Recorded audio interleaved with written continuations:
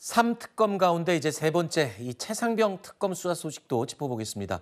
최상병 사건 수사 외압 의혹과 관련해서 윤 전 대통령의 경로설, 이 경로가 있었음을 시인하는 진술이 또 나왔습니다.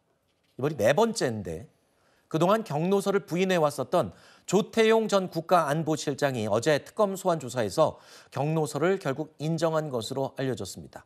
자, 이와 관련된 과거의 발언들을 다시 한번 들어보시죠. 대통령이 그날 그 자리에서 보고받고 경로하고 싶다라고 이렇게 추론할 수밖에 없다라고 하는 게 제 생각입니다. 안보실장과 또 국방부 장관도 아니라고 이제 얘기를 하고요. 말만 했을 뿐 아니라 보도 자료까지 냈습니다. 그래서 그런 점도 좀 감안해 주셨으면 좋겠습니다.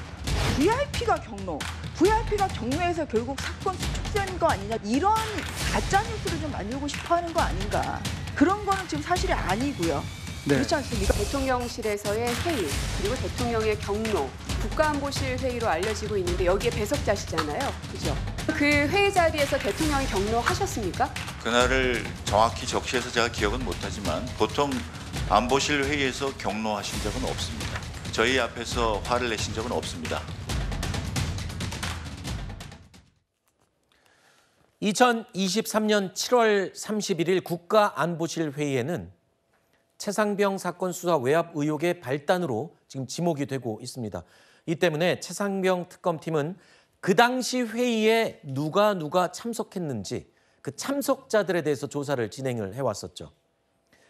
김태효 전 국가안보실 1차장을 시작으로 해서 조태용 전 국가안보실장까지 당시 회의에 참석했던 참석자 가운데 4명이 VIP가 경로한 게 맞다라고 줄줄이 인정을 한 셈입니다.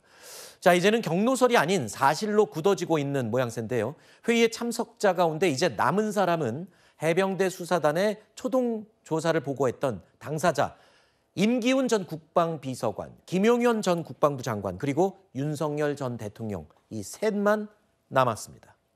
자, 이렇게 되면 4명이 동시에 경로한 거 맞다라고 했다면 이건 실체에 가까워진 셈이죠.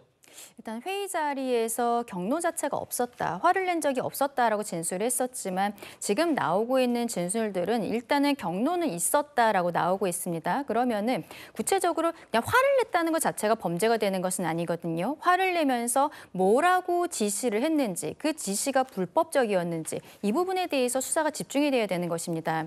그동안에는 경로 자체가 없었다라고 했기 때문에 그 이후에 어떤 지시 자체도 없었던 것 같은 분위기였는데 이제는 경로를 하면서 그럼 구체적으로 뭐라고 얘기했는지, 지금 경로가 있었다라고 이야기한 분이 4명 정도가 있거든요. 이 사람들이 들은 이야기들을 아마 특검에다가 구체적으로 발언들에 대해서 이야기를 했을 것이고, 그리고 거기에 대해서 지시를 받은 사람이 누구였는지, 그리고 그때 뭐라고 대답을 했는지가 나올 것으로 보입니다.